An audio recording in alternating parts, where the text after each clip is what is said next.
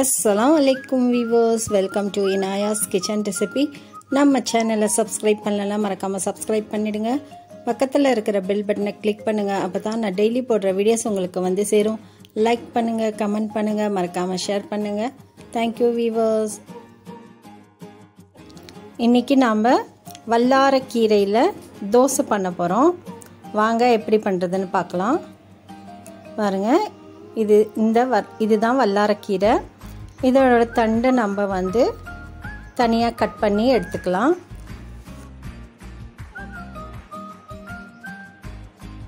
இந்த தண்டு கூட யூஸ் பண்ணலாம், ஆனால் நான் வந்து தண்டு இன்னைக்கு யூஸ் பண்ணலை. நான் வந்து வெறும் இதோட இலை மட்டும் தனியாக கட் பண்ணி எடுத்துட்டேன்.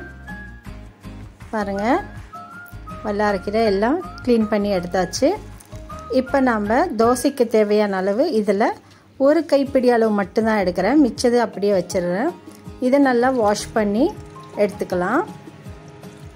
நான் வந்து 2 பேர்த்துக்காக தான் இந்த வல்லாரைக்கீரை ஒரு கைப்பிடியை எடுத்திருக்கேன்.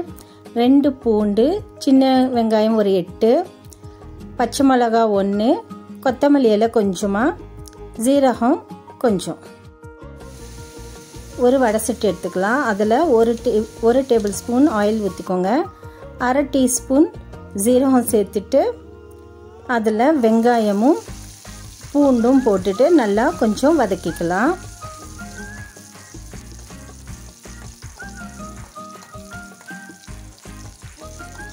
நான் வந்து ஒரு பச்சை மிளகா 2ஆக உடச்சி போட்டிருக்கேன். உங்களுக்கு காரம் வேணும்னா 2 பச்சை மிளகா கூட போடலாம்.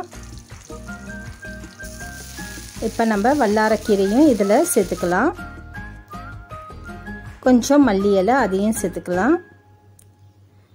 இப்போ நம்ம இதை நல்லா வதக்கிக்கலாம். ஒரு 10 நிமிஷம் இப்படியே நல்லா வதக்கிக்கோங்க.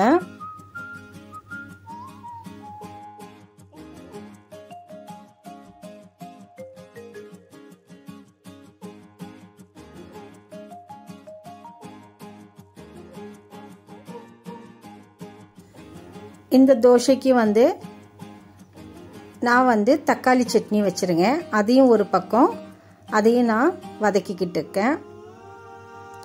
இது கொஞ்ச நேரம் வதங்கட்டும். நம்ம வல்லாரைக்கீரையும் நல்லா வதங்கிருச்சு. இப்போ ஆஃப் பண்ணிவிட்டு இது கொஞ்ச நேரம் ஆற விட்டுடலாம்.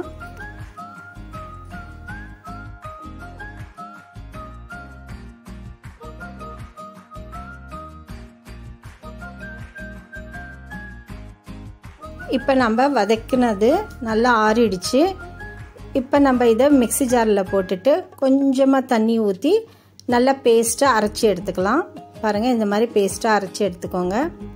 இப்போ உங்களுக்கு 2 பேர்த்துக்கு எவ்வளோ தோசை மாவு வேணுமோ அந்த அளவு எடுத்துட்டு இந்த அரைச்ச பேஸ்ட்டை அதில் கலந்துடலாம். இந்த மாதிரி இந்த கீரையை சாப்பிடாதவங்களும் இந்த மாதிரி தோசையில் கலந்து தோசையாக போடும்போது எல்லாரும் சாப்பிட்ருவாங்க விரும்பி. இது ரொம்ப நல்லா இருக்கும்.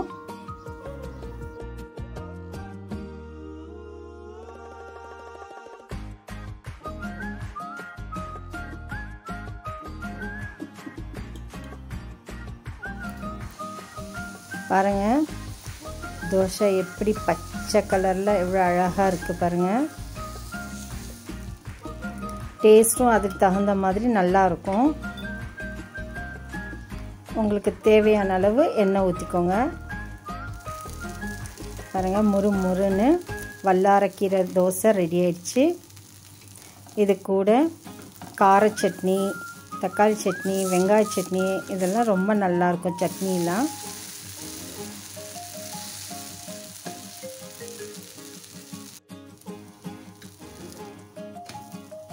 அப்படியே சூடாக சாப்பிடும்போது இதோட டேஸ்ட் ரொம்பவே நல்லாயிருக்கும்.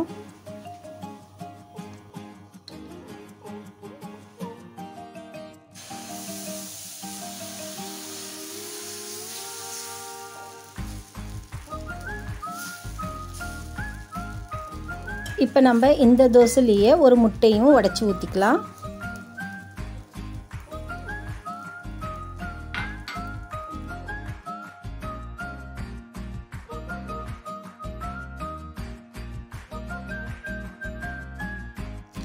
வல்லாரை கீரை முட்டை தோசை ரெடி ஆயிடுச்சு.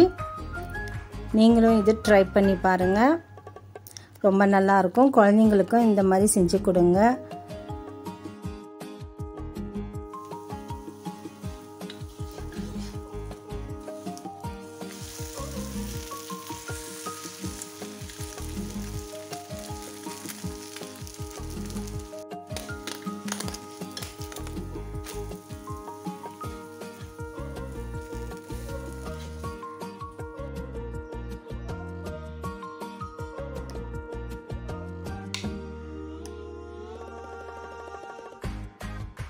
ஹாய் ஃப்ரெண்ட்ஸ், எல்லோரும் வாங்க நம்ம இந்த தோசையை சாப்பிட்லாம். எப்படி இருக்குன்னு பார்க்கலாம்.